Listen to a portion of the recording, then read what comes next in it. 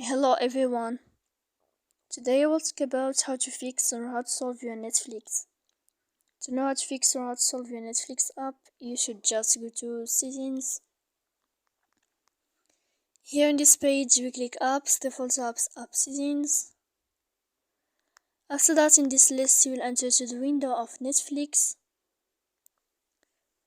When you'll find this page of app info, you will click on first stop and you will click OK.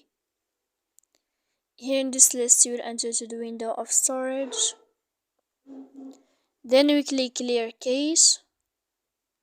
Don't click clear data because that can cause you errors on your app.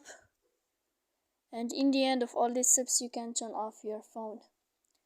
So please don't forget to support us by like and subscribe.